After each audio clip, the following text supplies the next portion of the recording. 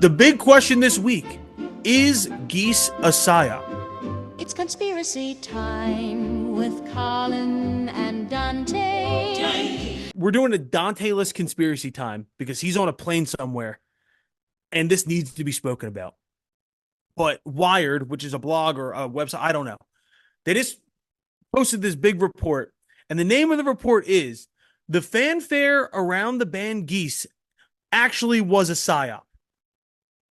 The first one, for a long time on this podcast, I've been saying, I'm happy that Geese gets as much attention as they do as like a young band. I don't get it. I keep wanting to get it. I want to get Cameron Winter. I want to buy in on this and be like, oh yeah, I fucking get it. And it's funny to watch all the older rock stars now like kiss the ring. Like they have to go like take their pictures with the guys from Geese. Jack White did it this weekend. And for a long time, I've been saying there's something weird here. Like, why are they getting so much attention? Because the music's not easily digestible.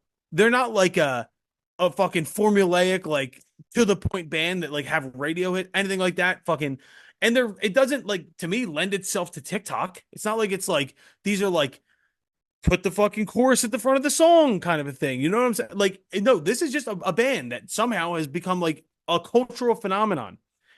I want to go before we get into any of the specifics, what this Wired article said. It says, the Brooklyn band Geese was labeled as an industry plant by those who questioned their sudden ubiquity. Maybe it was.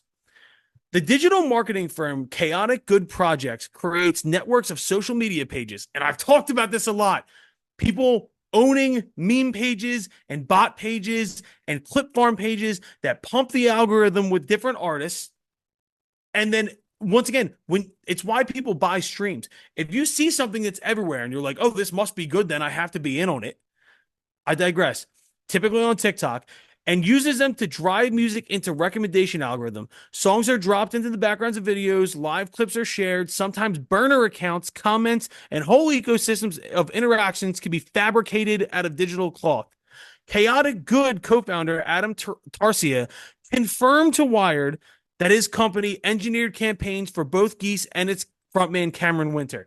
So basically, Geese paid, or their label paid, for fabricated social media campaigns to make themselves seem more ubiquitous and all over social media and trigger algorithms to get their shit out there.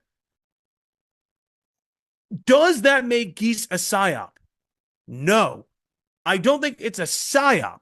I don't think anybody's being like, I don't know, coerced or when I think psyop, I think, I don't know, like military, fucking CIA. Is this sketchy marketing? For sure. Are people in the dark about the way the music industry works? Yes. This is payola from the old way, just done in the new way. If anybody's shocked that a band that blows up has a ton of money behind them and things aren't exactly what they seem, dude, learn the music industry. I don't even know that I have a problem with this other than they cut the line. That's my one problem. And I'll always be a jaded poor kid from Philly who's going to sit here and be like, well, if I fucking, if I had rich parents and went to $80,000 a year high school and a record label thought I was fucking cool and they paid for all my shit, 25-year-old Colin would have a field day with this. 34-year-old Colin says, yeah, dude, that's the fucking game. So was I right in being sketched out? Yes. Does this mean they're not talented? No. I feel the same way about Geese that I feel about Taylor Swift. Money behind them doesn't negate the talent. People seem to really like it. So whether or not they paid their way to the front of the line to get their shit seen by a bunch of people, when it got in front of people, they happen to like it a lot. And now they're like a phenomenon. But yeah, was this sketchy marketing? Was there a bunch of dollars behind this that make it look organic, but it wasn't? Yes. But was Geese a psyop? I don't know that psyop is the right word. What do you think, Kenny? Let me ask you this. So you're telling me that they used a creative way to manipulate the perception of the band, that they are bigger than they were, so that they could trigger algorithms and get more streams, right? Yes. Yes. Do you know who did the same fucking thing? AWOL Nation. Wu-Tang. Oh! When their manager used to go into stores and like take all the records and be like, y'all sold out, you need to buy more, blah blah blah. He was Mm-hmm. manipulating all these record stores in Brooklyn to make it seem like Wu-Tang records were sold out everywhere so that Mm-hmm. everybody wanted to go get one. So do they skip the line? Yeah. Does it make me mad? Yeah, only because I didn't really think of it. But when you break it down to like, yo, that's the game, that's the hustle. They fucking figured out how to trigger this and tick that and blah blah blah. And I think the hard part about Geese specifically is that we don't like is them. well, it's not even that I just don't like them. It's just like once again, a frame of reference. I'm always going to be jaded against the kids with money. Do you know what I'm like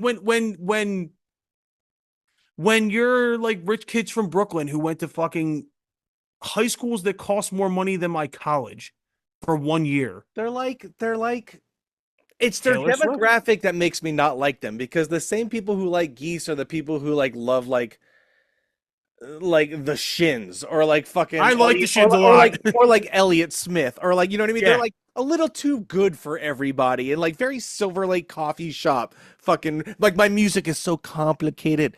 Calm the fuck down. It's a but it's guitar. more but it's also just like I don't know. I'll always you can get mad at the player, you can get mad at the game, right? But like when you see new ways to pay your way forward, it's kind of like, yeah, it's inventive, but also fuck you. You know what I mean? So I once again I'll go back to this. I don't think it's a psyop. In a way, yes, the whole music industry is a fucking psyop. So everything you see is fake.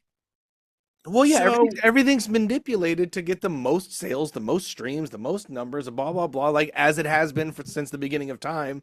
And right. so if you're not catching up with like, yeah, if we fucking make these fucking accounts and do this and do that and fucking blast our shit out, then you're like, I mean, fuck. Somebody was the first one to figure out that 15-second content was the way to go. Was that, psyop? Well, it's like I noticed this for the first time 2 years ago with that guy Dave Blunt's, the big fat guy, the rapper.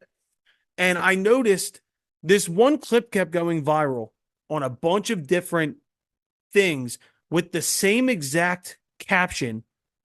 Yeah. And like it had been sent out in a marketing blast, like, hey, when you post this, post it with this caption at this time. And I was like, okay, something's fishy here. Someone's paying. It's like cat turd.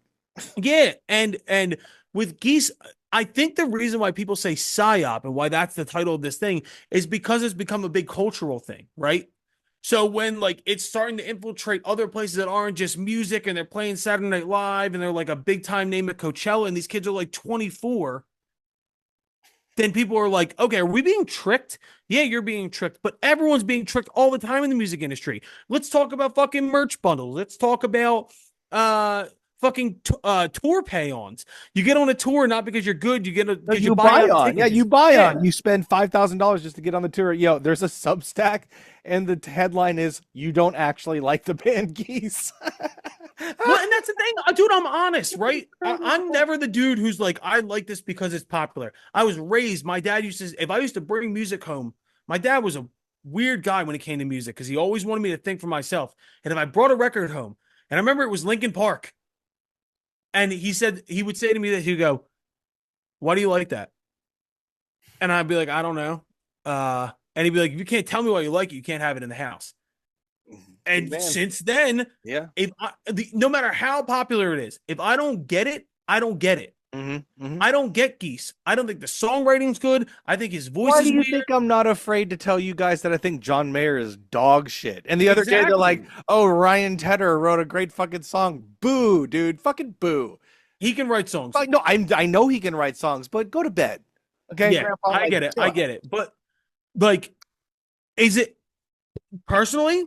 I think uncovering shit like this is good for young artists because they're going to learn that if you want to fucking take that next echelon step, there's money behind it, brother. Yeah.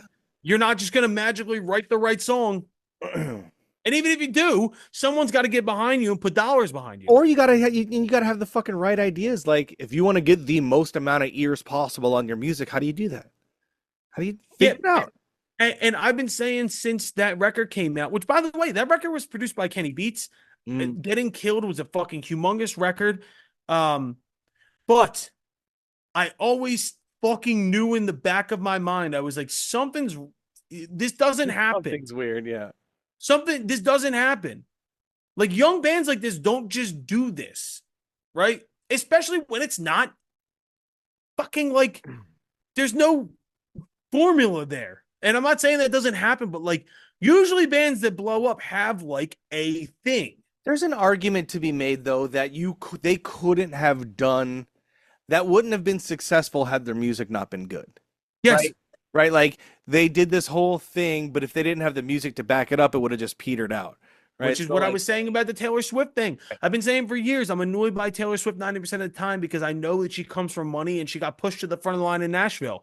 But when she got in front of the people, she made fucking timeless music that now she's basically the Lord Emperor of the Earth. I can't be mad at that. These guys have connected with fans in a way that they're now fucking gigantic. Yeah. Was it shady? For fucking sure. But dude, fucking fake it till you make it. That's what they did. I'm saying, Arthur, what rules are we fucking angry about? Like, you know what I mean? It's not Milli Vanilli. You know, like no. I think for me, I've always just been thrown off because I just don't. So you hated Bieber's performance. You hate Geese. Now you're the hater. I'm telling Dante. First off, I fucking liked Bieber's performance. Said it numerous times. I was thrown off by the one part. I've been saying I don't like Geese for a while. So that's a different thing. But